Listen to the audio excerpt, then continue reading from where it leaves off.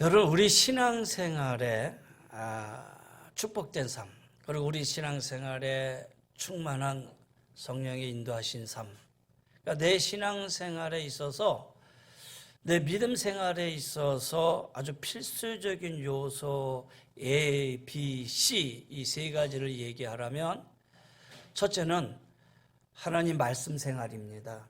하나님 말씀 생활이에요. 여러분, 하나님의 말씀은 우리 영혼의 양식이라고 얘기하잖아요.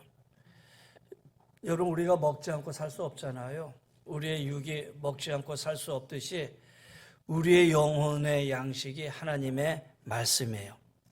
말씀이 먹어야 우리의 영이 자라난다라는 거예요. 말씀이 없는 사람은 영혼이 자라날 수 없어요. 신앙이 성장하고 성숙할 수 없어요.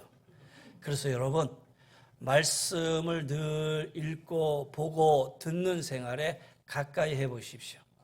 말씀이 나를 붙들어 주시고 인도해 주시고, 또 말씀이 내 삶을 이끌어 주시고, 그래서 그러다 보면 내 영혼이 자라나고 성숙해지는 거예요.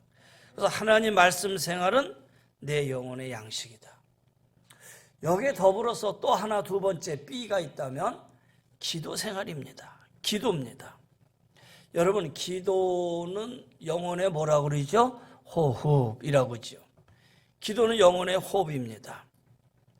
여러분, 죽은 사람하고 산 사람을 우리가 결정하는 데 있어서 이렇게 손가락을 코에다 이렇게 갖다 대면은 코에서 이렇게 숨이 나오면 아직 살아있구나, 그렇잖아요? 근데 코에서 숨이 안 나오면 죽었구나. 다시 말해서 호흡을 하고 있다는 것은 살아있다는 증거예요.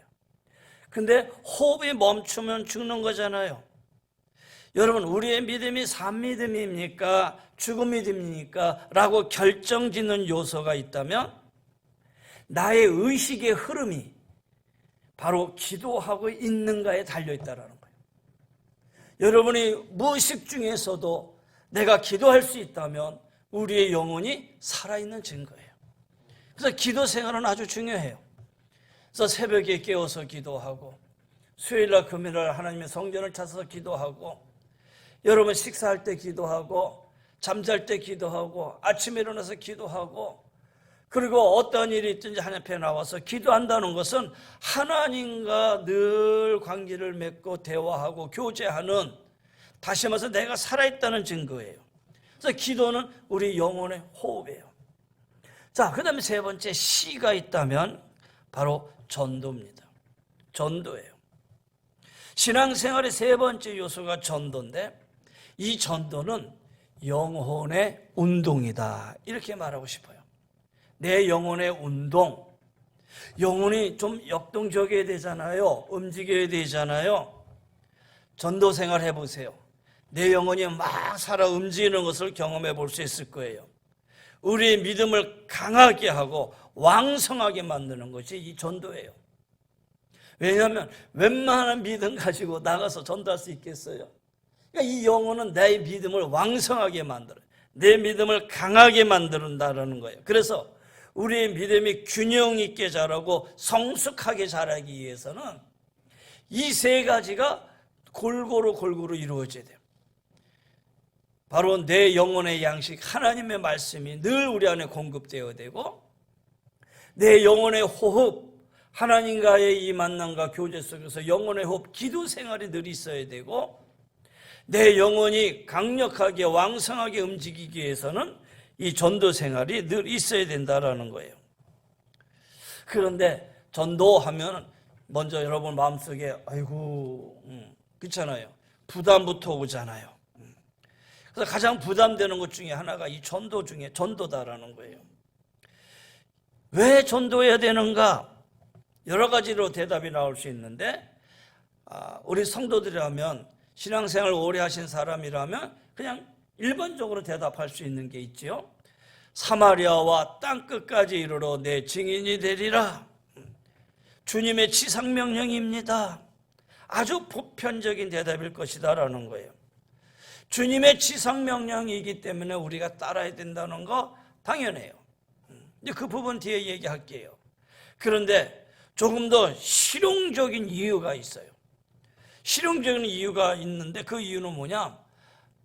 우리 같은 크리스찬 성도들이라 하더라도 전도하는 사람과 전도하지 못하는 사람들 신앙의 행복과 기쁨이 누가 더 많느냐라고 물어본다면 전도하는 사람이 늘 기뻐요.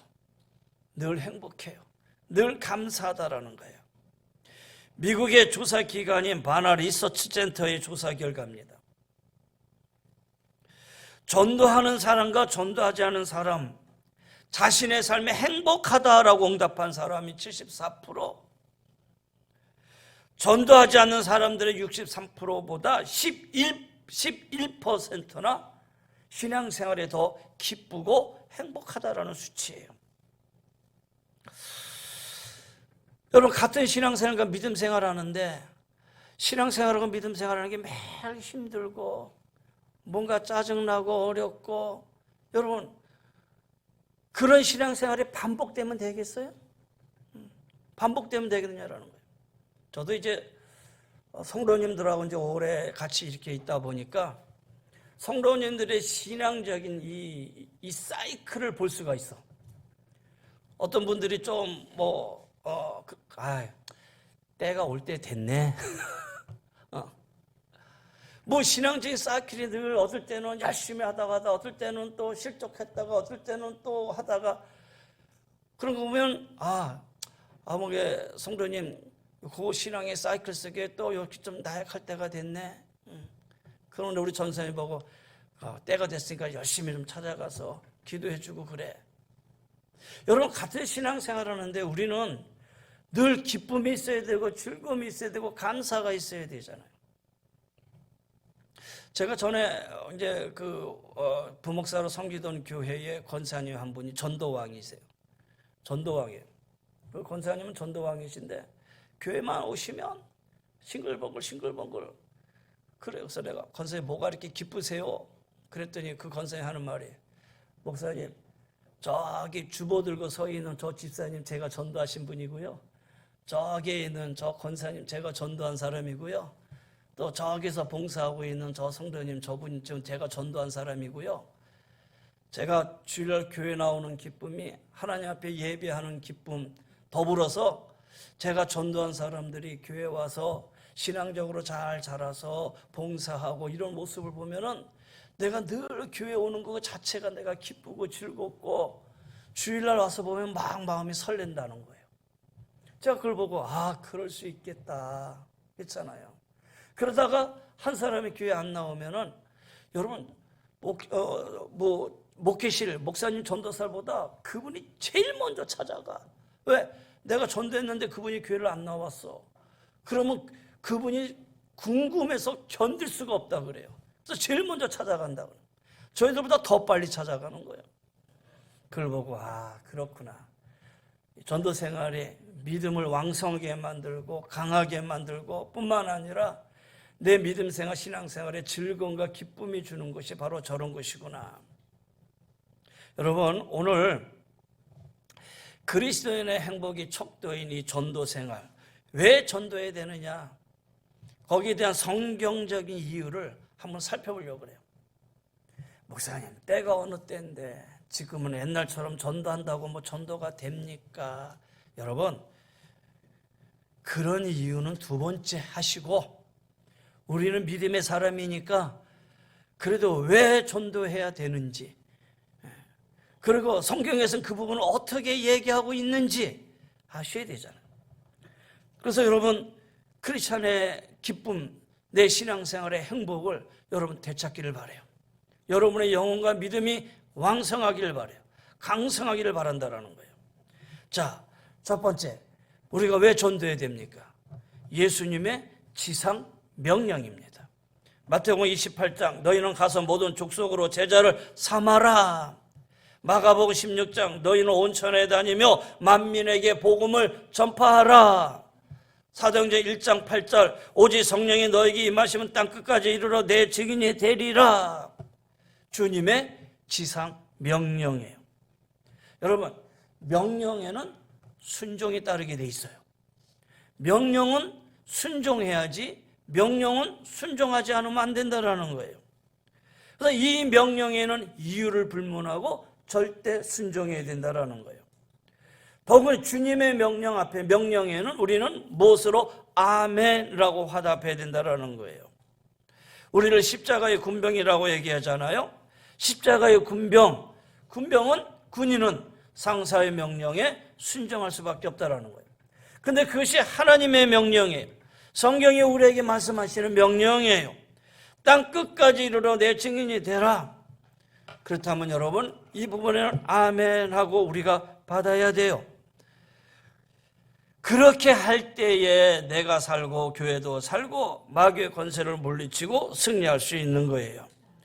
주님의 명령에 복종하고 이 복음을 전하는 것, 십자가에 군병된 모든 성도들이 반드시 지켜야 할 지상과제입니다. 여기에 또다시 한 번 더 얘기한다면 복음을 전하는 십자가에 군병된 모든 성도들이 생명을 바쳐 지켜야 할 지상과제라는 거예요.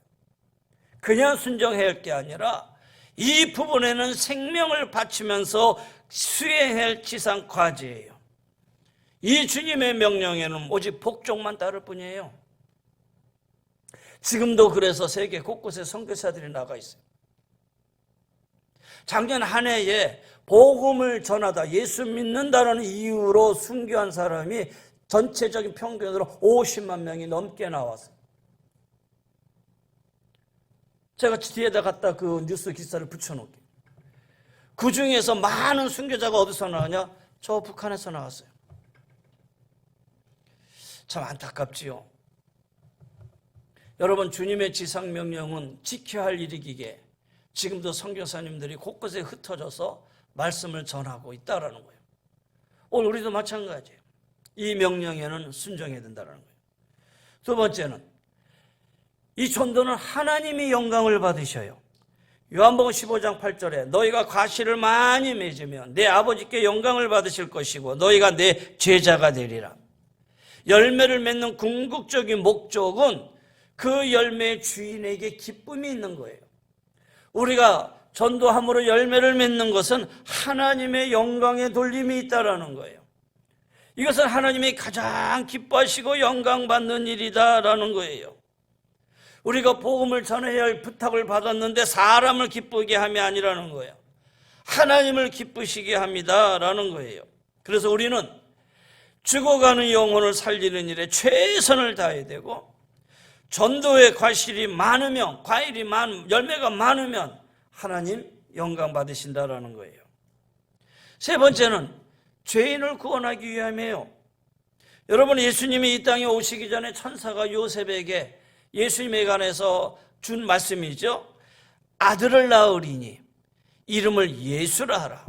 이는 그가 자기 백성을 저희 죄에서 구원할 자이심이라. 할렐루야. 바로 예수님이 이 땅에 오심에 있어서 천사가 구원할 자, 그분이 바로 예수님이다라는 것을 예고해 주셨어요. 그리고 예수님이 이 땅에 오셔서도 이렇게 얘기하십니다. 누가복음 19장에 보면 인자가 온 것은 잃어버린 자를 찾아 구원하려 함이니라 목적을 분명히 하셨어요. 요한복음 12장 47절에도 내가 온 것은 세상을 심판하려 함이 아니요 세상을 구원하려 함이로다. 예수님이 이 땅에 오신 이유, 목적을 예수님 자신이 분명히 선포하셨다라는 거예요. 여러분, 하나님이 우리를 부르신 목적도 그냥 우리들이 여기서 예배를 드리고 여기서 교제하고 여기서 그냥 은혜 받고 그리고 끝나고 그게 아니라는 거예요.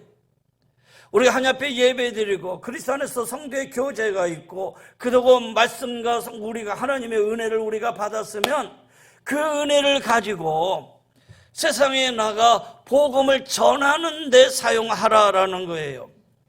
그래서 그리스도를 통해서 많은 사람을 구원하게 하는 것, 이게 바로 하나님의 기쁨이 되는 거예요. 그래서 예수님이 이 땅에 오셨다라는 것이죠. 네 번째는 구원을 받게 한다는 것은 예수님을 믿게 하는 거예요. 다시 말해서 전도하라고 그래서 단순히 예수님 믿으세요라고 알리거나 교육하거나 거기서 그치는 게 아니라 그리스도를 전해서 믿게 하고 그를 구원함의 목적이 있다면 다시 말해서 회개시키는 것, 개심하는 것, 거기까지 위함이죠. 그래서 로마서 1장 16절에 바울은 이렇게 얘기합니다. 내가 복음을 부끄러워하지 아니하노니 이 복음은 모든 믿는 자에게 구원을 주시는 하나님의 능력이 됨이라 그랬어요. 복음 전도의 궁극적인 목적은 한 사람 한 사람에게 예수 그리스도를 믿게 하려는 데 있는 거예요. 복음을 전함으로 만족할 것이 아니고 예수 그리스도를 알도록 하는 전달에서만 그치는 게 아니라 이를 통해서 회개하고 돌이켜서 정말 예수 그리스도를 믿고 구원에 이르게 하는 일, 영생이냐 멸망이냐는 삶의 기로에 서 있는 인간들에게 영생을 선택하도록 기회를 주어야 된다는 거예요. 그래서 바로 복음 전도의 목적은 예수 그리스도를 자신의 구주로 영접하고 믿도록 이끌어주는 데 있다는 거예요. 또 우리가 전도해야 되는 이유 다섯 번째는 성도의 의무를 다하기 위함이에요.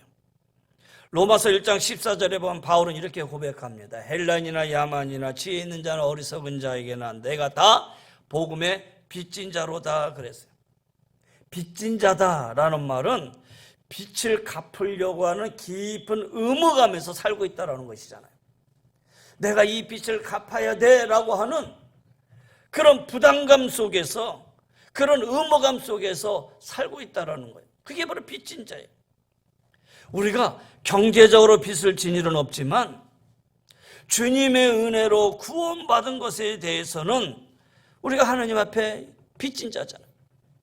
예수 그리스도를 통해서 내가 구원받았다는 것은 내가 복음의 빚진 자잖아요. 그래서 주님께서 명하신 이 전도, 사명에 대한 빚, 먼저 구원받은 자로서의 미안한 마음이 바로 이 바울의 빚진 자의 마음이다라는 거예요. 여러분, 오늘 나는 성도의 의무를 다하고 있는지 깊이 반성해야 돼요. 그래서 복음의 빚진 자들로 살아야 돼요. 과연 나는 복음의 빚진 자들로 내가 전도하고 전하며 살고 있었는가 돌아보세요. 이것은 성도의 의무예요. 하나님 앞에 나와서 하나님 이것도 해주시고 저것도 해주시고 하나님 앞에 기도하잖아요. 하나님 앞에 많은 것을 원하고 많은 것을 하나님 앞에 구하면서도 정작 본인은 의무를 하지 않는다 그런다면 하나님 보시기에 어떻게 하겠어요? 그래서 이 전도는 성도가 해야 할 당연한 의무다라는 거예요. 그래서 내가 전도해야 할 이유, 성도의 의무를 다하기 위함이다라는 거예요. 여섯 번째는 이 땅에 하나님의 나라를 이루기 위함이에요. 하나님의 나라, 모든 성도들의 최대한 소망이 있다면 하나님의 나라가 이루어지는 거예요.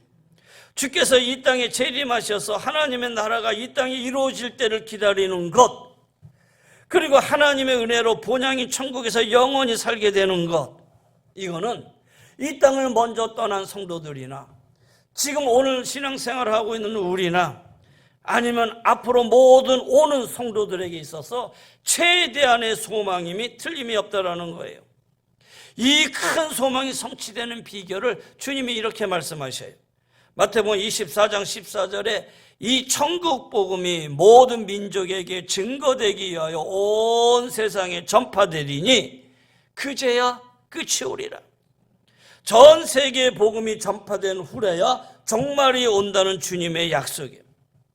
이 약속은 사도들에게 계승되었고 오늘날에 와서는 전 세계 복음이 다 전파되어야 될 이유가 분명한 것이다라는 거예요. 그러나 아직도 복음을 듣지 못한 사람들이 곳곳에 있지요. 5천만 우리나라의 국민이라 한다면 아직도 복음을 듣지 못한 사람들이 곳곳에 많이 있을 거예요. 그리스도를 알지 못하고 깨닫지 못하고 구원받은 자들이 너무나 많이 있잖아요. 그러나 이 복음이 다 전파되어지고 그 후에서야 주님의 재림이 이 예언의 성취로 이루어지게 된다라는 거예요. 여러분, 땅끝까지 복음을 전해야 할 이유가 여기 있어요. 돌아봐 우리 주변에 내가 복음을 전해야 할 이유가 바로 여기 있다라는 거예요. 복음을 열심히 전하는 가운데 하나님의 나라가 속히 이 땅에 이루어지기를 우리가 힘써야 되고 이 땅에 하나님 나라가 이루어져야 된다는 거예요. 또 우리가 복음을 전해야 될 이유 7번째는 전하지 않으면 화가 미친다. 우리가 전해야 할 이 복음이 기쁨의 큰 소식이에요. 주님이 이 땅에 오실 때 성탄 때에 선사가 말한 대로 온 백성에게 미칠 큰 기쁨의 좋은 소식이라고 그랬어요.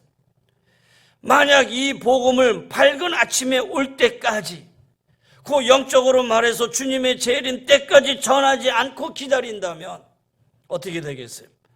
우리에게 화가 미치게 되겠죠. 주님 이 땅에 재림하셔서 야, 너는 왜 복음 전하지 않았냐? 너와 함께하고 있는 자들에게 너는 한 번도 복음 예수 믿으라는 말 한 번도 하지 않았느냐? 잠잠하고 있지 않았느냐? 그렇게 말씀한다면 여러분 어떻게 하겠어요? 그것은 바로 우리에게 복음을 전하지 않을 때에 바울은 이렇게 고백을 합니다. 고린도전서 9장 16절에 내가 복음을 전할지라도 자랑할 것이 없으면 내가 부득불할 일임이라.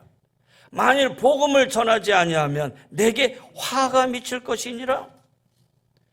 부득불 전하지 아니하면 할 때 이 부득불 언어로 말하면 아난케입니다.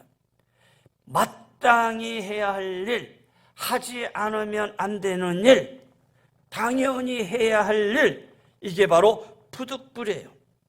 그래서 내가 부득불할 일임이라 라는 이 말은 이 복음을 전해야만 된다는 강한 어떤 확신, 믿음, 내가 이 복음을 꼭 전해야만 돼 라고 생각하는 나름대로의 강한 어떤 믿음의 모습이 이 말씀 속에서 표현된 것이잖아요. 여러분, 복음을 전해도 되고 안 해도 되고 뭐 그런 상황이 아니라, 그래서 생각 없이 주일날 와서 한번 예배를 드리는 것으로 다 했다 생각하지 마시고요. 성도의 생활은 반드시 이 복음을 전하는 생활 속에서 우리의 영혼의 강건함을 얻어야 된다라는 거예요. 전하지 않으면 화가 내게 미친다라고 하는 이 신앙 안에서 살 때에 하나님의 놀라운 역사가 우리 교회와 또 이 민족, 우리 한국교회에 임하게 될 줄 믿습니다. 그래서 바울은 이렇게 얘기합니다. 하나님 앞과 산자와 죽은 자를 심판하실 그리스도 예수 앞에서 그의 나타나실 것과 그의 나라를 두고 엄히 멍하노니 너는 말씀을 전파하라. 때를 얻든지 못 얻든지 항상 힘쓰라. 여러분, 우리는 복음을 전하는 것이고 복음을 전하는 일에 함께 하실 분은 성령님이시고 그 성령님을 통해서 열매를 이루어줄 것이고 그 열매는 하나님이 기뻐하시는 거예요. 어제도 보니까 토요일날 우리 교육자들 다 모이잖아요. 근데 점심 먹고 오다니까 우리 조봉주 집사님하고 주일학교 우리 김민지 전사님하고 또 복음지 들고 애들 찾으러 밖으로 나가더라고요. 그 추운 날. 그 추운 날 나가서 아이들을 몇 명이나 만나겠어요. 제가 그걸 보면서 하나님 꼭 만날 귀한 어린 자녀들 만나게 해주세요. 그렇게 할 수 있다라는 그 믿음이 하나님 기뻐하시잖아요. 하나님 우리 주일학교 붙들어 주실 거예요. 여러분 이러한 믿음 속에서 산다면 여러분 하나님이 우리를 붙드시고 인도해 주시는 건 당연한 거 아니겠느냐라는 거예요. 내가 뭘 이루어 함으로 꼭 어떤 열매를 맺는다. 이거는 하나님 하실 일이다라는 거예요. 중요한 것은 내가 이 복음을 전해야겠다고 하는 그 마음, 그 믿음, 이것을 전하지 않으면 안 된다라고 하는 그 믿음이 우리에게 더 중요하다라는 거예요. 한 사람이 전도를 받아서 변화된 그런 모습을 보면 정말 감사할 일이죠. 우리나라 트로트 가수 중에 아주 대가인 심수봉이라는 분이 계시잖아요. 심수봉. 남자는 배, 여자는 항구, 뭐 백만송이 장미, 뭐 사랑밖에 난 몰라, 뭐 이렇게 히트송을 쓴 그런 가수, 뭐 여러분 다 아시죠. 근데 한때 이 심수봉이 콘서트를 다닐 때 콘서트가 끝나고 나서 앙콜 하면은 그 앙콜 노래로 심수봉 씨가 뭘 불렀냐면 나 같은 죄인 살리시. 그게 바로 앙콜송이래요. 나 같은 죄인 살리시. 그러면 사람들이 아니 앙콜송으로 다른 노래를 들어야 되는데 갑자기 나 같은 노래, 나 같은 죄인 살리시나면 사람들이 또 막 야유를 해요.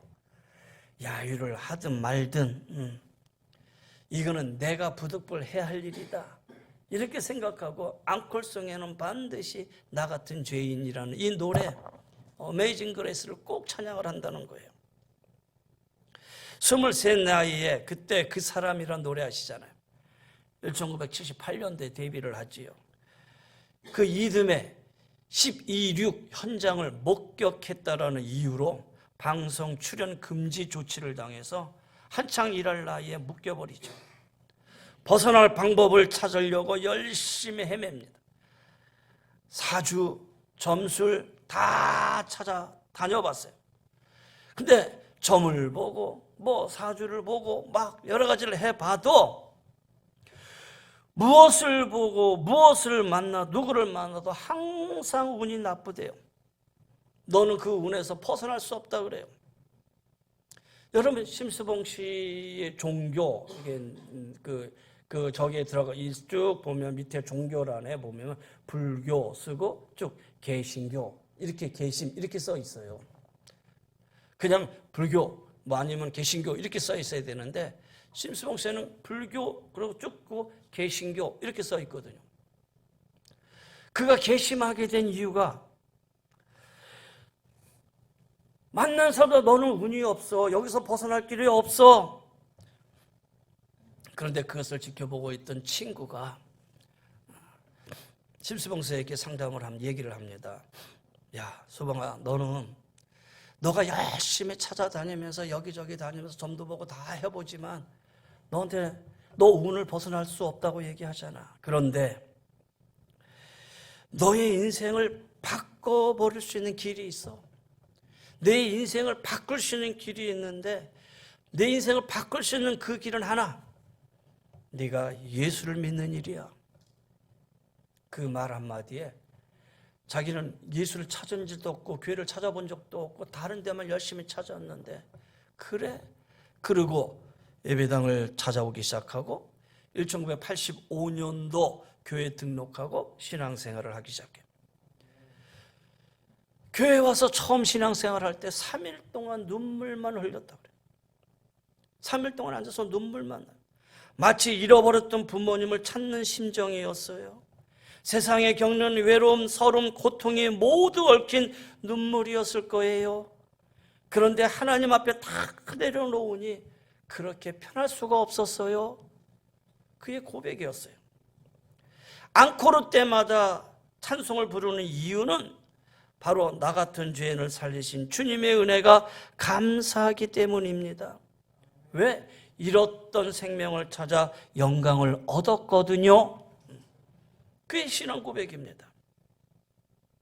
그러면서 험난했던 지난 세월이 있었기에 지금의 자신이 있었다면서 전화위복을 주신 주님께 감사드린다고 고백을 해요. 역삼동에 모리아라고 하는 찬양가 기도 카페를 개업을 해서 거기서 나오는 수입을 가지고 북한 선교를 위해서 기도하고 복음을 전하는 그런 일을 계속하고 있다고 그래요. 여러분, 내가 복음을 전할지라도 자랑할 것이 없으면 내가 부득불할 일임이라. 만일 복음을 전하지 않으면 내가 화가 있을 것이로다. 전도는 해서도 되고 안 해서도 안 되고 해야 할 전도의 은총만 있는 사람, 거기에 달란트 있는 사람만 하는 것이지 내가 하는 것이 아니야 이렇게 생각하는 것이 아니라 크리스찬이라면, 성도라면 누구를 막론하고 반드시 해야 할 일이다라는 거예요. 사랑하는 성도 여러분, 제가 2025년도 들어서서 신앙생활, 믿음 예배생활, 기도생활, 그리고 지난주에 하나님 앞에 예물생활, 그리고 오늘 전도생활까지 여러분에게 말씀을 드려요. 우리 신앙생활에서 아주 기본적인 것이죠. 지난주에 예물생활과 오늘 전도생활은 아마 여러분 신앙생활하는 것에서 가장 부담스러운 것이 있을 거예요. 그러나 신앙생활은 반드시 해야 할 일이기 때문에 여러분에게 말하지 않을 수 없는 거예요. 우리 언제부턴가 한국교회가 전도생활이 시들어졌어요. 이유야 여러 가지가 많이 있겠지요. 그러나 우리는 그 이유가 세상적인 어떤 이유를 떠나서 우리는 이유를 어디서 찾아야 되느냐? 하나님 말씀에서 찾아야 돼요. 내 왜 전도해야 되는지 이 말씀 안에서 우리가 그 이유를 찾아서 여러분 2025년도 우리 전도하는 생활 하십시다. 여러분의 자녀를 돌아보세요. 그리고 여러분의 부모님, 여러분의 형제 자매를 돌아보세요. 그리고 여러분의 이웃을 돌아보세요. 매일 만나는 사람인데 매일 만나는 사람에도 불구하고 내가 한 번도 입을 열지 않고 전도하지 못했다? 여러분 하나님 앞에 어떻게 서겠습니까? 매일 같이 생활하는 공간 안에 있으면서도 내가 한 번도 그 사람을 향해서 전도하지 못하고 말씀을 전하지 못했다. 예수 믿으라는 말을 못했다. 그렇다면 여러분 마지막에 그 책임을 하나님이 여러분에게 물을 거예요. 2025년도 우리 전도하십시다. 한 사람만 하십시다. 한 사람만. 이 시간 여러분 한번 생각해 보셔서 두 사람도 세 사람도 아니고 한 사람만 전도하십시다. 물론 두 사람 세 사람 할 수 있는데 한 사람만 하라니까 한 사람만 하겠다 그러지 마시고 안 하는 사람 기준으로 말씀을 드리는 거예요.